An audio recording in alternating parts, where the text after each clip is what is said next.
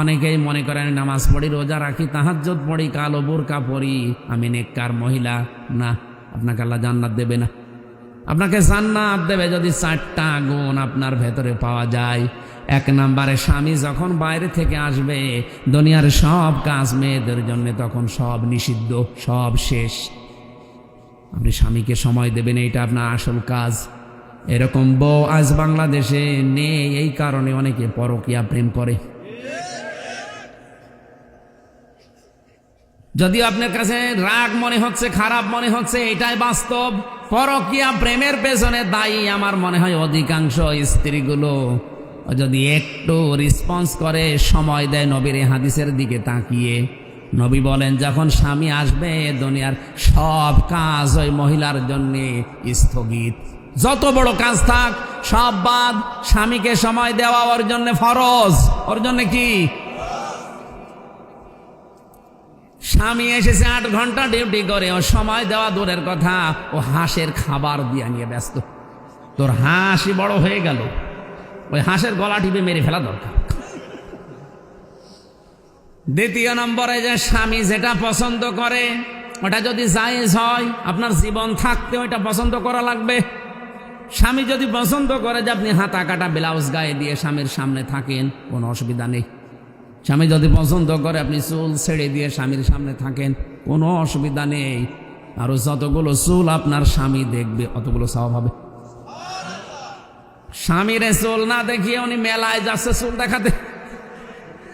যত পুরুষ মানুষ আপনার চুল দেখবে, আল্লাহর কসম প্রতিটি চুল কিয়ামতে সাপ হয়ে আপনাকে কামড় দেবে। কোন স্বামী যদি তার স্ত্রীর মাথার উপরে হাত রাখে, যতগুলো হাত চুলের নিচে পড়বে, যত চুলের নিচে হাত পড়বে অতগুলো সওয়াব ওই মহিলা ওই স্বামীর নামে আল্লাহ লিখে দেবে। কোন স্বামী যদি স্ত্রীর হাত চেপে ধরে মহাব্বতে হাসি দিয়ে, যতগুলো গোনা ওই দিনে হয়েছে সগীরা সব আল্লাহ হাতের মাঝখান দিয়ে ঝরিয়ে দেয়। আমরা হাতও ধরি নিজের বরবাদ দিয়ে অন্যেরটা। স্বামী আমার এখানে, আমি যারা আছি এখানে যত স্বামী বসে আছে, প্রত্যেকটা স্বামী পছন্দ করে এটা যে বিয়ের পরে যেন আমার মা বাবা আমার সাথে থাকে। কথা বলা লাগবে। কিন্তু আজ 100টার 98টা বউ এটা চাই না। কথা বলুন। এই জন্যই তো বৃদ্ধাশ্রম তৈরি হচ্ছে, এই জন্যই তো আলাদা হওয়ার সিস্টেম বাড়তেছে।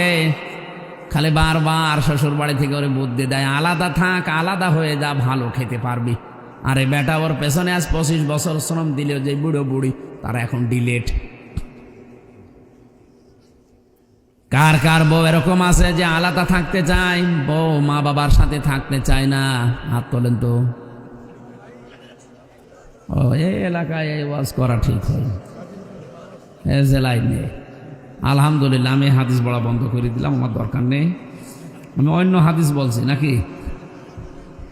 সত্যি কি এরকম এলাকায় গাজীপুরে বৃদ্ধাশ্রম তৈরি হয়েছে কোন কারণে? আপনারা হাত তুলছেন না কোন কারণে? হাত তোলেন, কোনো ভয় নেই, ক্যামেরা আমার দিকে, হাত তোলেন। একজন তাও যে হাত তুলেছে, ও মুরব্বীর বউ বেশি আছে কিনা সন্দেহ। ও তো বউ বেশি থাকা সম্ভব না। 3 নম্বরে, স্বামীর সম্পদ এবং তার সন্তানকে দেখে শুনে রাখবে, ইসলামের পথে চালানোর জন্য চেষ্টা করবে। 4 নম্বরে, স্বামীর মনে দুঃখ দিয়ে কোনো কথা, কোনো বরদোয়া দেওয়া যাবে না, এটা হারাম। পৃথিবীতে ফেরাউনের মতো এত বড় ভয়ঙ্কর নাফরমান জানোয়ার স্বামী কারো কপালে? কথা বলেন না কেন? কি জানোয়ার ছিল, নিজের স্ত্রীর হাতে পেরেক লাগিয়েছে, পায়ের ভেতরে শলাকা লাগিয়েছে, কপালে পেরেক লাগিয়েছে, আর মাথার উপরে গরম তেল ঢেলে দিচ্ছে। কোরআনে কারিমে আল্লাহ একজন মহিলার নাম দিয়েছে যাকে আল্লাহ জান্নাতে একটা ঘর বানিয়ে দেবে। ইযে ক্বালাত রব্বি বিনিলি ইনদাকা বাইতান ফিল জান্নাতি ওয়া নাজ্জিনি মিন ফিরআউনা ওয়া আমালিহি ওয়া নাজ্জিনি মিনাল কওমিজ জালিমিন। ও গাজীপুরবাসী, এটা ইউটিউবে কালকেই ছড়িয়ে যাবে, হাজার হাজার মহিলারা এটা শুনবে শিক্ষা নেওয়ার জন্যে। ফেরাউনের স্ত্রীকে আল্লাহ ঘর এমনিতে বানিয়ে দেয়নি। এত অত্যাচার যখন তার স্বামী লোকজন দিয়ে করাচ্ছিল, আল্লাহ পাক জান্নাত পাঠিয়ে দিলেন জিবরাইলকে দিয়ে, ধরো তুলে ধরো। হযরতে আসিয়া জান্নাত দেখার পরে খুশি হয়েছিলেন, ডাক দিয়ে বলেছে, মাবুদ তো জান্নাতে তুমি আমার জন্য একটা ঘর বানিয়ে দাও, যে ঘরে বসে বসে সব সময় তোমারে দেখা যায়। তুমি আমার এই অত্যাচার দেখে, আমার উপরে জুলুম দেখে রাগ করো না, মন খারাপ করো না। আল্লাহ আমার উপরে যে আমার স্বামী লোকজন দিয়ে অত্যাচার জুলুম করায়, এই জুলুম থেকে তুমি আমাকে বাঁচাও। লক্ষ্য করে অনাজ্জিনি, এখানে টান আছে, অনাজ্জিনি মিন ফিরআউনা ওয়া আমালিহি অনাজ্জিনি মিনাল কওমিজ জালিমিন। যাদেরকে দিয়ে জুলুম করায় এই জালেমদের থেকে, আর আমার স্বামী ফেরাউনের জুলুম থেকে তুমি আমাকে বাঁচাও, কিন্তু আমার স্বামীর উপরে তুমি গজব নাজিল করো না। এত বড় কঠিন অত্যাচারের পরেও তিনি স্বামীর জন্য বরদোয়া দেয়নি, মন খারাপ করেনি, উল্টা পাল্টা ধারণা দেয়নি। আর আপনি একটা সাবান কম হলে গালি দেন, উল্টা পাল্টা ধারণা করেন যে জীবনে তোমার সংসারে কিছু পেলাম না। আপনি মানুষ, আপনি মনে করছেন আমি নামাজ পড়ি, রোজা রাখি, কালো বোরকা পরি, তাহাজ্জুদ পড়ি, আমি জান্নাত পাবো না? জান্নাত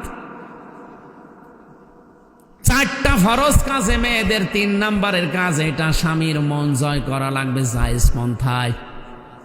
এত বড় অত্যাচারের পরও স্বামীর নামে বরদোয়া দেয় না, অথচ আজ হাজারো মহিলা স্বামীর মনে দুঃখ দেয়। উল্টাপাল্টা কথা বলি, নামাজ পড়ছো, নামাজ আছে, নামাজ শেষ, সব ব্যর্থ করে দেবে আল্লাহ। আপনার দুনিয়াও ধ্বংস, আখিরাতও ধ্বংস। এ পৃথিবীতে আর একজন মহিলাকে আল্লাহ নিজে সালাম দিয়েছেন শুধু স্বামীর জন্যে, ভক্তি শ্রদ্ধা থাকার কারণে। হযরতে খাদিজা, একটাই মহিলাকে আল্লাহ দুনিয়ায় সালাম দিয়েছে জিন্দা অবস্থায়। তার পুরা জীবনে আমি পড়ে দেখেছি, হযরতে খাদিজাকে সালাম দেওয়ার পেছনে কারণ ছিল তিনি স্বামী ভক্তা ছিলেন। কি ছিলেন? স্বামীর প্রতি এত আনুগত্য দেখিয়েছেন, নিজের যে সম্পদগুলো ছিল ওই জামানায় তিনি 7 নাম্বার ধনী ছিলেন পুরো আরব জাহানে।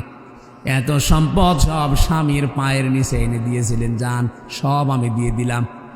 অথচ আজ হাজারো মহিলা স্বামী ক্যান্সারে মরে গেলেও এক বালা বিক্রি করে দিতে চায় না, আরো বলে খাদিজার মতো জান্নাতে যাবে।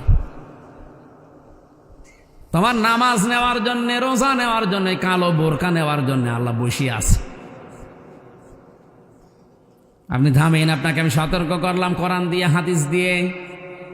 এরপরেও যদি কেউ সতর্ক না হয়, আমার মনে হয় আমার কাছে এত লাঠি নেই যে পিটিয়ে সোজা করব। আল্লাহ মেয়েদেরকে 4টা কথা মেনে চলার তৌফিক দিন, বলেন আমিন।